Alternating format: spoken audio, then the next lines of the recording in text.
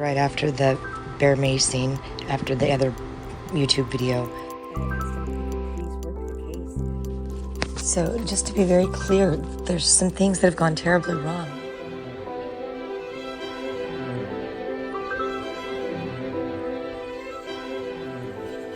Why can't I be safe here?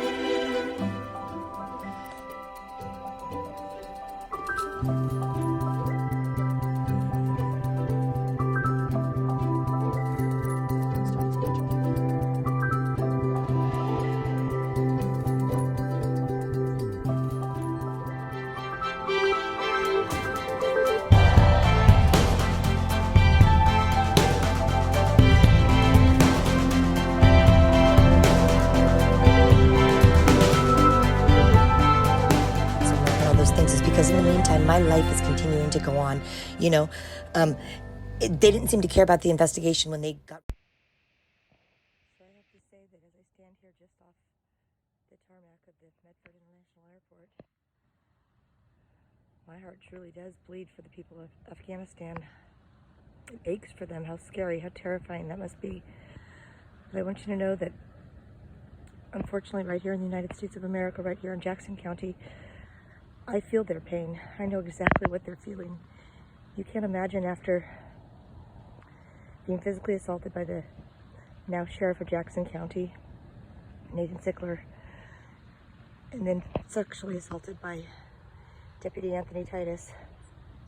Corey Falls was still the sheriff, and he followed protocol and got me a sexual assault advocate. Then I sent it up to the Department of Public Safety and Standards investigator Katrina Ropes, and she pushed it back through and had an internal affairs investigation done on my sexual assault, which none other than Nathan Sickler. Of course, he told me that my clothing just fell off and to shut the F up.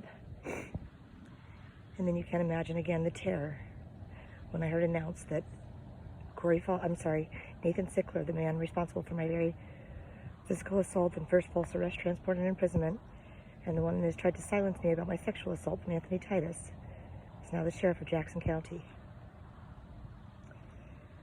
Considering I lived out in Sheriff's Department's jurisdiction, Gold Hill, I've experienced torture ever since. No recourse for safety. I've had my legs contused from my ankles to my knees. I've had my home stolen. I've been kidnapped for 30 days, held out in Merlin, while these sheriff's deputies would fist bump my assailants and give them attaboys and say, hey, we feel sorry for you, we'll look the other way.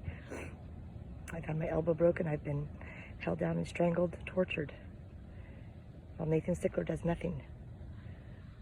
Something has got to be done.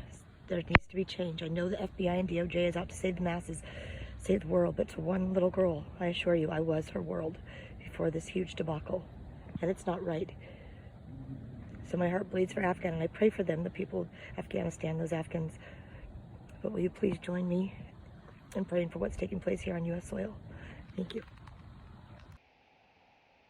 So as I leave Terminal Spur Road here in Medford, Oregon, boy, how I wish that I could have been sent a U.S. military aircraft to save me. Another home now gone. And Central Point as Kelsey Jorgensen rests on her blessed assurance and her amazing grace and does an almost year-long investigation into what was so wrong. But in the meantime, all my evidence that was in that home, everything that was in that home, now gone. How is that okay? How is that right? How is that legal? I asked that military personnel be sent to block my door, to guard my door, until the outcome of that investigation. But that was ignored. Now all of my things gone, just as I feared. Something's got to be done. So just before I leave tonight, I just wanted to say that Beth, Heckert, you don't understand because I don't believe you're a parent, but this is the very park where when we had our foster twins, when we first got them, and they said they had a mom and another mom and another mom, and we gently over time explained to them that in order to be brought into the world, you had to have an active participant as a dad. And working with DHS, we were able to find their dad, who was a soldier in the military over in Afghanistan. And this is the very park where we grabbed my grandmother from Northridge retirement home before she passed away. And we brought those two little girls, those twins, my daughter and I, and my grandma in a wheelchair. It was right around the corner, right around this tree, that they were able to get to meet their dad for the first time. He was a soldier. He came walking up in his fatigues. His two little twins, one that had the same very face as him. They didn't know about him. He didn't know about them. You see, those are the kind of moments you miss when you're not a parent, Beth, but those are also the things you don't understand when you're not a parent. And when you falsely accuse someone of something and you refuse to abide by the Constitution of the United States of America, to utter disregard for it, and to keep the community safe. That's even more. I mean, it's horrible what you've done to me, but why have the community still live in fear? Shame on you. Shame on you.